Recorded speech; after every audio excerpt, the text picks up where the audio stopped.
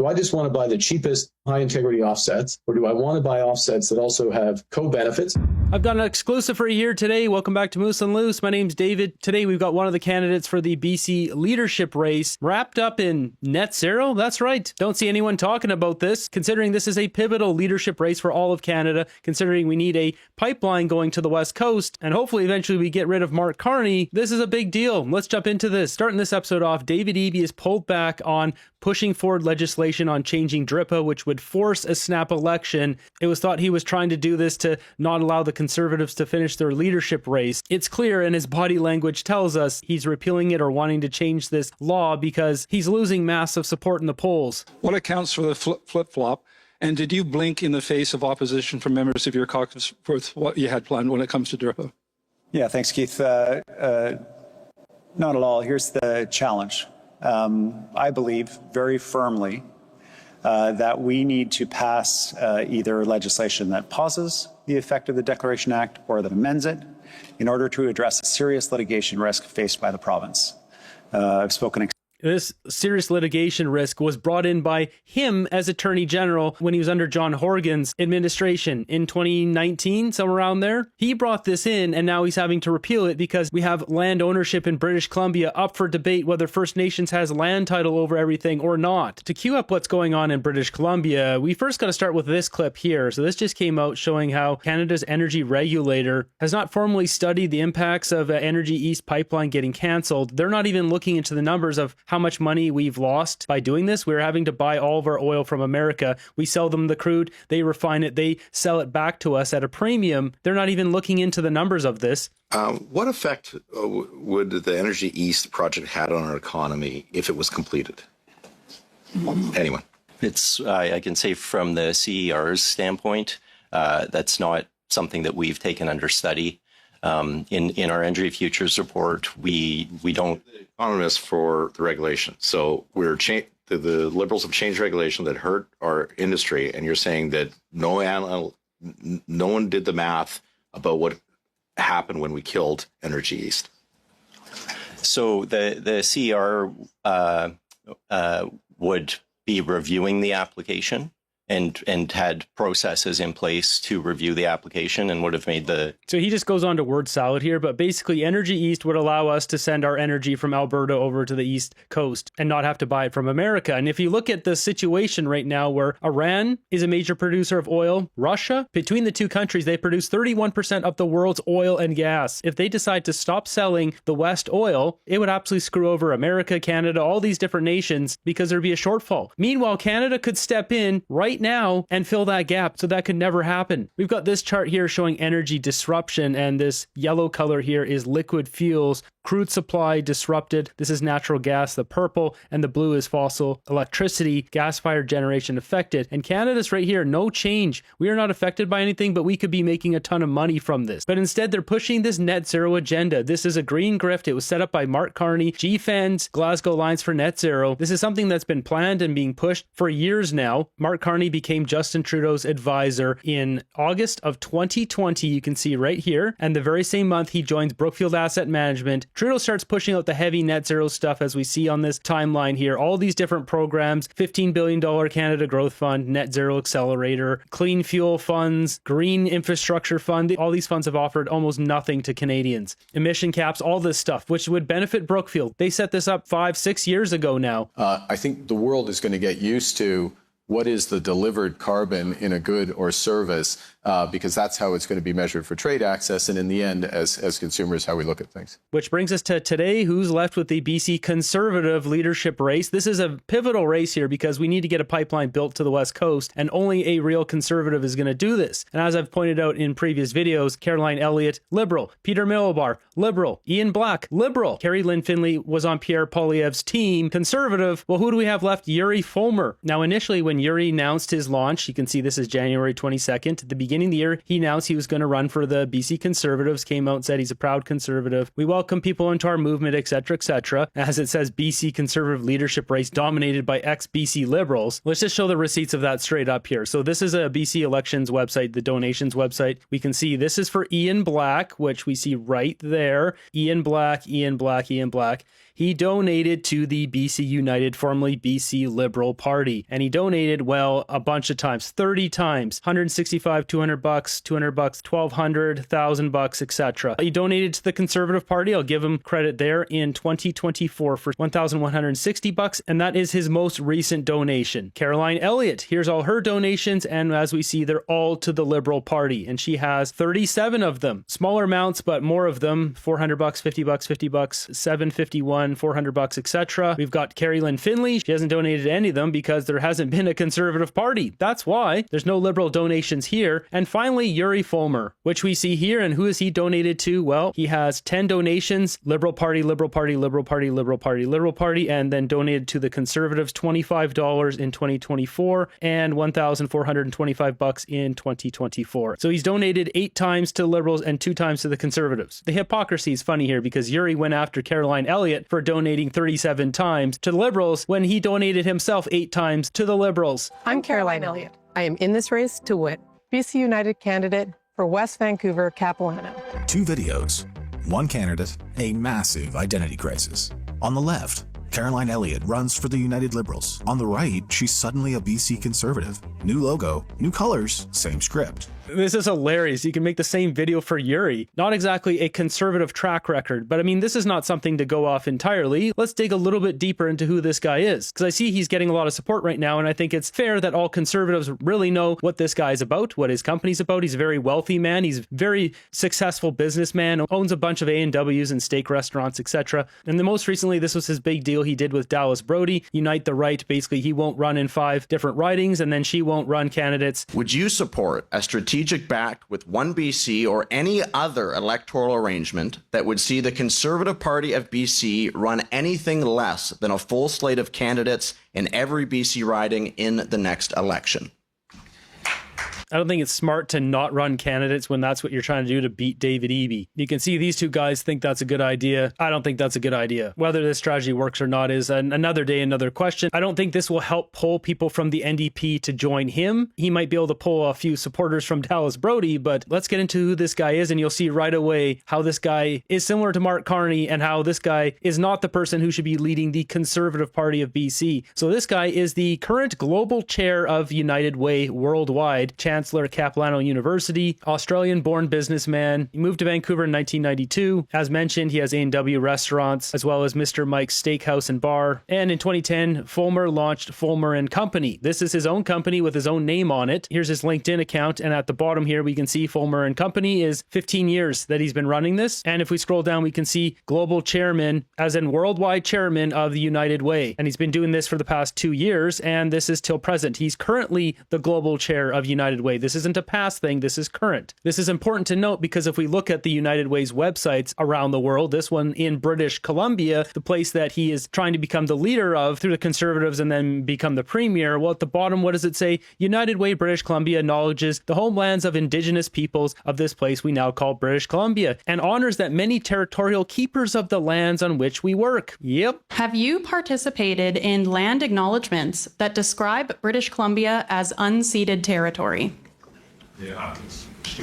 You see, he voted yes because that's what he does in his company or with the United Way. Is this someone who should be running the Conservative Party of BC? That's the question now. I don't think so. Right on the United Way's website, you can see here, Yuri Fulmer. This is his little biography on here. If we go to the next website, we can see diversity, equity, and inclusion statement of principle. This is on another United Way website. So it goes on to say, we value the visible and invisible qualities that you make you who you are. We welcome blah, blah, blah, blah, blah, blah. Diversity, inclusion, equity. Is this guy going to stop DEI? He's the global head of this organization. Here's another United Way website. Join us in embracing diversity, equity, inclusion for every person in every community. United Way's worldwide vision for equality. We recognize structural R-word and other forms of oppression have contributed to persistent disparities, which United Way seeks to dismantle. Our United Way network strives to engage community members, especially those whose voices have traditionally been marginalized. Does this guy sound like he's going to get rid of DEI? Now I want you to take notice of this clip here. Yuri's standing here. They get asked about DEI, and I just showed you on the United Way's website that he's a global chair of. Look how fast he puts his arm up. As Premier, would you end DEI policies, including race and gender-based hiring in the public service, and commit to hiring solely based on merit?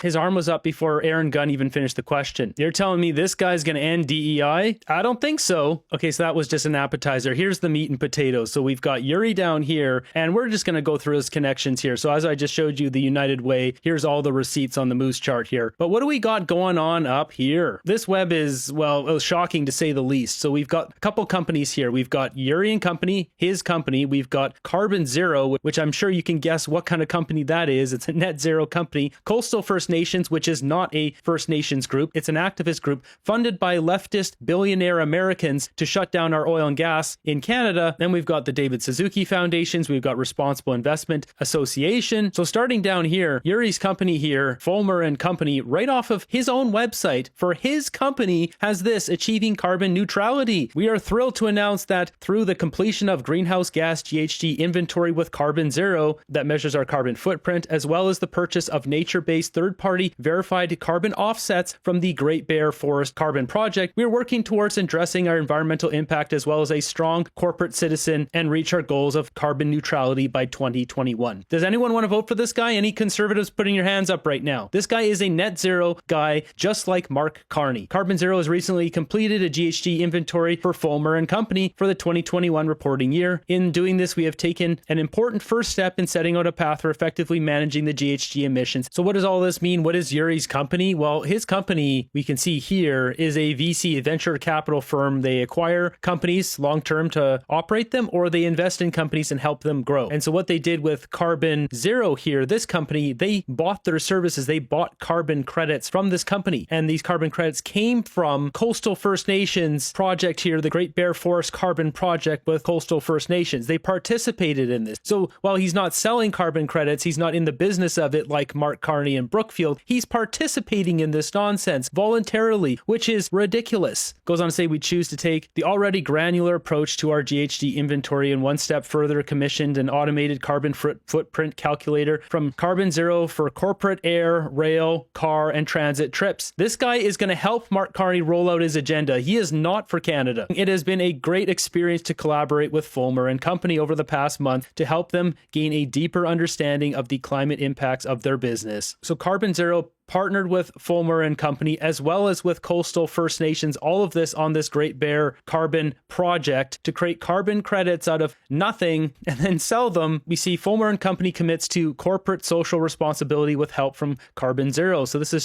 just a couple years ago, 2022. This is not like from 15 years ago. Fulmer and Company, a private equity and venture capital VC firm based in Vancouver, Canada, has partnered with Carbon Zero in efforts to better understand and manage the company's carbon footprint. Fulmer & Co. has recently added the firm's corporate climate impact as a focus area for its leadership team and employees. So this just goes on to talk about the GHG with the Great Bear Rainforest, Carbon Zero, all that stuff I just read out. It's got a business travel calculator here. We go over to this one. This shows how the Great Bear Forest Carbon Project, now supported by Fulmer and Company, and mentions Coastal First Nations are champions of the Great Bear Forest Carbon Project. Carbon offsets are the exact same thing as carbon credits. It's offsetting your carbon footprint, as Mark Carney rambled on during that Davos speech with Bill Gates. These offsets can also be catalytic as part of helping the economics of absolutely essential breakthrough technologies that need to happen for us to ultimately get to net zero. And while we're getting into Coastal First Nations, something I came across here, you can see I'm on the Wayback Machine up in the corner here. These are the dates. And I pulled up the website from a couple months ago, back from January, because I ripped these guys earlier. And I don't think they liked it because, as we see, this is what the website looked like before when I was ripping them a new one. It shows all the people's faces who are part of this climate action coordinators. And at the bottom here, remember I mentioned there's this guy here who's from India, and how hypocritical this is. A Coastal First Nations, a guy from India is somehow representing First Nations people for the Coastal First Nations. Well, if we look at the website, what it looks like today, this is what it looks like. Notice a difference? Oh, there's still one photo left. This lady here looks like in loving memory she perished. Everyone else has been removed. Why have they been removed, Coastal First Nations? Was I pushing on a sore spot? Did I expose your grift? Now this gets really messy because Yuri knew that this was going to be a problem. Conservatives won't like this kind of stuff because this is Mark Carney net zero nonsense that is destroying our country. And he knew it right away. When he came out as a candidate for the BC leadership race, he came out with this post here saying, did you know that Coastal First Nations is just an advocacy group? Yep, it's just branding like Coke or Nike. It was set up with millions of dollars from foreign anti-energy, anti-resource groups. That's how you end up with the professional protesters. This has to stop. When I am Premier of BC, I will outlaw foreign-funded groups that try to influence BC politics. Our politics should be for British Columbians. This is hilarious because what I just showed you here with this web, that his company is working with these guys, and he knew it. He knew he had to call this out because no way conservatives would accept him. So he did a full video on this. You can see this is January 26th, so this is very early in the leadership race. I believe that British Columbian politics should be for British Columbians. Let me give you an example of what I'm talking about. The Coastal First Nations. Time and again, we keep hearing that Coastal First Nations are opposed to any pipeline and will stop any development. But here is the thing. The Coastal First Nations is just a name, like Coke or Nike. They're officially known as the Great Bear Initiative Society. Yeah. In response, the Coastal First Nations pissed off at him, saying Coastal First Nations condemn Fulmer for spreading disinformation about the group. That is his desperate attempt to try to distance himself from doing business with these people. Obviously not just Coastal First Nations. Carbon Zero here. So this is led by Liam Conroy. This is the Vice President of Advisory Services, Chief Operating Officer, COO at Carbon Zero. Been operating this company since 2012. Now this organization, Carbon Zero, has connections to the David Suzuki Foundation. You can see them right here on this. Carbon Zero was listed as a top performer in the July 2009 David Suzuki Foundation and Pembina Institute report on purchasing carbon offsets. Oh, wow. Can't wait to purchase some carbon offsets. Innovation is going to be key to this as we do the carbon markets in parallel. And you can see purchasing carbon offsets, a guide for Canadian consumers, businesses, and organizations. What is this? Look at this nonsense. This is a guide for companies to buy carbon credits. So it says purchasing carbon offsets, assessment criteria, relative weighting. You can see vendor location, Canada, Australia, Germany, Canada, UK. These are all the countries that Mark Carney is either lived in at one point or worked in at one point or focuses on for his business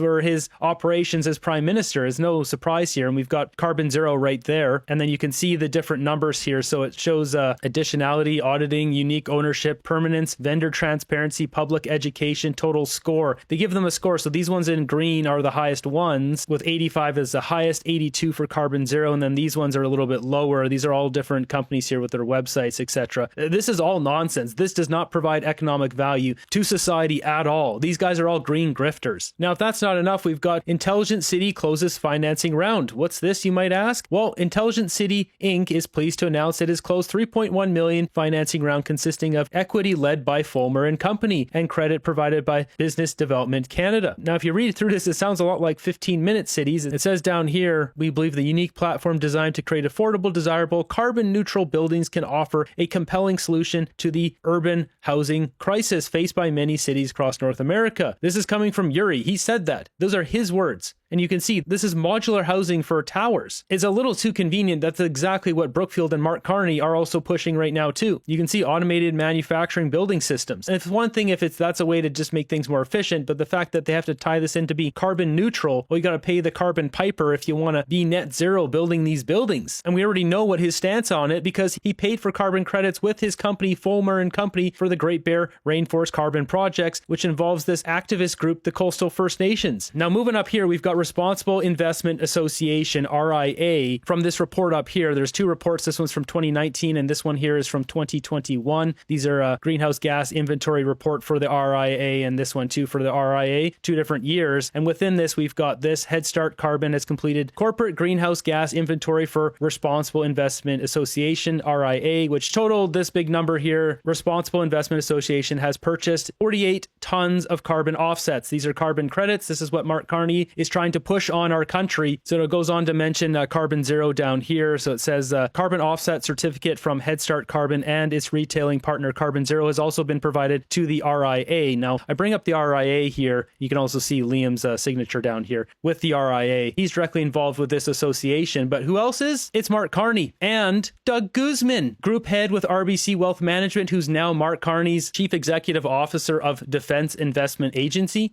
Now, unfortunately, I can't play this video because it's behind a $350 paywall. There's a video here where they're talking about this at the RIA. We can see right up here. So 2021 RIA virtual conference. Carney gave a keynote speech here as well as Doug Guzman. No surprise Carney brought this guy in. They're both invested in this. They're both working this angle for years now. And while this is not a direct connection to Yuri, this just goes to show that they run in the same circles here. Yuri's company working directly with Coastal First Nations and Carbon Zero, which is also working with Responsible Investment Association, which brought in Doug Guzman and Mark Carney as keynote speakers. The question must be asked then, is Yuri Fulmer going to be working for Canadians or is he going to be working for Mark Carney? If I'm a company and I'm offsetting, I get to make a decision. How many of my offsets do I just want to buy the cheapest high integrity offsets, or do I want to buy offsets that also have co-benefits, biodiversity, and or co-benefits which are buying down the green premium in some of these key technologies? I'll link up all these sources if you want to go through them here. Carbon Zero, all this RIA organization here. I'm bringing the receipts here. Here's the 2021 RIA conference summary with Mark Carney, Doug Guzman, Carbon Head Start. And even if you detached all this or you ignored everything I just said, even just the United Way, land acknowledgements, DEI, all this stuff, is this somebody we want as a leader of the British Columbia Conservative Party? And we have all these land acknowledgement problems. We have rampant corruption with First Nations spending, chiefs stuffing their pockets. I mean, we've got this one here, Corey Morgan posting, has been 4 years since Trudeau gave the Siksika Reserve $1.3 billion, passing through today looks like third world. I wonder what the chief's house looks like. $1.3 billion.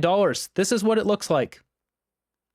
Yep. Where'd the money go? Can British Columbians really trust a guy who Fulmer and company commits to corporate social responsibility with help from Carbon Zero? Really? This guy's a liberal. Why isn't he rebooting the Liberal Party? Him and Caroline Elliott should reboot the Liberal Party and go do that. And if you want to look deeper into this nonsense here, these carbon credits, I'll link this up as well. There's a full report here. You can just see page after page of this nonsense that provides zero economic value to Canada. So when I see videos like this that were just posted today, Yuri Fulmer saying, as Premier, I will repeal DRIPA and enshrine property rights into law. Can't really say I believe the guy. I would expect him to do a land acknowledgement and bring carbon credits into our economy. Not sure about protecting homeowners' rights. How far away from using it? If this continues, we are going to have civil unrest in our province. We are going to have people put it against people, British Columbians put it against British Columbians. We've already created two classes of British Columbians. It cannot continue. We are one people. We are all British Columbians. We need to repeal DRIPA. We need to put private property rights into legislation. We need to get on a plane to Ottawa and make sure that the feds make a constitutional amendment to protect our property. He is really good at saying what people want to hear, but his track record of being a conservative is absolute garbage. This guy's videos are really slick. They're well produced, well lit. You pick just the right location, then you start bringing this footage of these cuckoo clocks burning the Canadian flag. It stirs up a lot of emotions. This guy's saying all the right stuff, putting all the right imagery in there. Unfortunately, this guy can't walk the walk between his connections with net zero and land acknowledgements with the United Way. Is anyone taking this guy serious?